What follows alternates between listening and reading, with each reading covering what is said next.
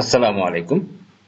Stock analyst বিডির YouTube channel এবং Facebook পেজে নতুন ভিডিওতে স্বাগত জানাই। আজকে 23 আগস্ট রবিবার, সপ্তাহের প্রথম কর্মদিবস এবং চলতি সপ্তাহে আরো 3 কর্মদিবস ট্রেড রয়েছে।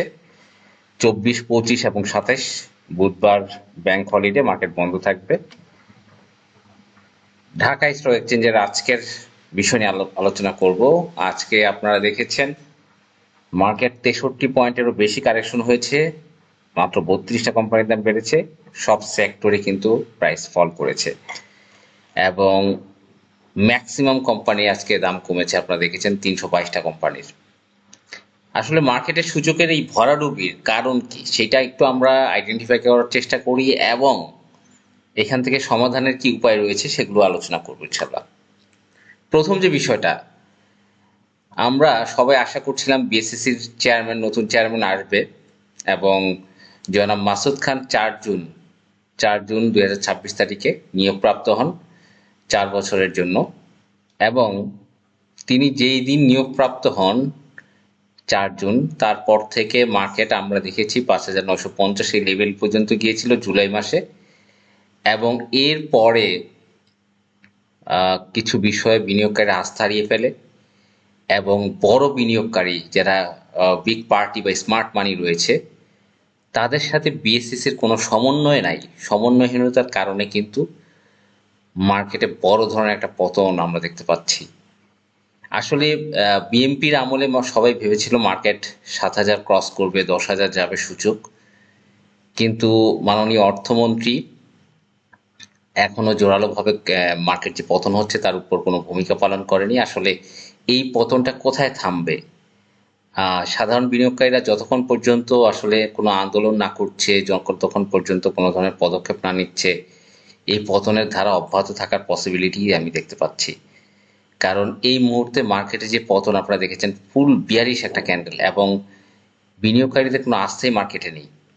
তো এই মুহূর্তে সবচেয়ে বড় যেটা জরুরি, সিকিউরিটি অ্যান্ড এক্সচেঞ্জ কমিশনের উচিত যারা বড় বিনিয়োগকারী আছে, যারা বড় পার্টি আছে, যারা স্মার্ট ইনভেস্টর, তাদেরকে কোনো রকম কারসাজিকারক এই ধরনের ট্যাগ না দিয়ে তাদের সাথে কাঁধে কাঁধ মিলে যদি কাজ করেই মার্কেটকে উঠানো সম্ভব। এছাড়া অন্য কোনো উপায়ে এই মার্কেটকে উঠানো পসিবল না।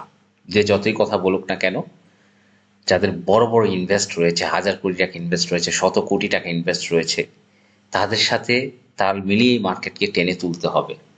তাই এই জন্য আমি বলবো সিকিউরিটি অ্যান্ড এক্সচেঞ্জ কমিশনের প্রধান মাসুদ খানের জরুরি পদক্ষেপ নিতে হবে মার্কেটের পতন থামাতে গেলে। না হলে তিনি যেই পয়েন্ট থেকে দায়িত্ব নিয়েছিলেন সেই পয়েন্টটি আবার ফিরে যাওয়ার সমূহ সম্ভাবনা কিন্তু আমরা দেখতে পাচ্ছি। এবং বড় বিনিয়োগকারীদের ছাড়া কখনোই কিন্তু মার্কেট এভাবে উঠেনি। এর আগে যদি আমরা প্রিভিয়াস হিস্টোরি দেখি, আমাদের শিবলি রুবায়েত স্যারের আমলে তখন মার্কেট কিন্তু 7,300 ক্রস করেছিল। এই যে একটা র্যালি, এইটা কিন্তু শিবলি রুবায়েত তিনি কিন্তু বড় বিনিয়োগকারীদেরকে ম্যানেজ করেই এই একটা র্যালি করিয়েছিলেন আমরা যতদূর জানি। এবং বর্তমান সরকারের আমলে যদি শেয়ার বাজারের এই ধস অব্যাহত থাকে, এটা কিন্তু রাজনৈতিক দল হিসাবে আমি মনে করব বিএনপির চরম একটি ব্যর্থতা হবে এবং এই ব্যর্থতা সরকারকে নিতেই হবে। কারণ মার্কেটে যারা বড় বিনিয়োগকারী আছে তাদেরকে কারসাজি করে, তারা এই ধরনের শব্দ উচ্চারণ করে, তাদেরকে অপমানিত করে এবং তাদেরকে হেয় প্রতিপন্ন করে কখনোই মার্কেটকে উপরের দিকে টেনে নেওয়া পসিবল না। তাই আমি বলবো দ্রুত পদক্ষেপ নিন সিকিউরিটি অ্যান্ড এক্সচেঞ্জ কমিশনের প্রধানকে, যাতে মার্কেট একটা বড় ধরনের উচ্চতায় উঠতে পারে এবং এইটাই হবে। এবং আমরা আজকে শেয়ার নিউজ 24-এ কিন্তু দেখেছি বিতর্কিত সিদ্ধান্তে বাজার অস্থির। কমিশনের সামনে এখন দুটি পথ, টানা পতনের ধাক্কা কাটিয়ে ওঠার আগেই আবারও বড় পতনের মধ্য দিয়ে সপ্তাহ শুরু হয়েছে দেশের শেয়ার বাজার।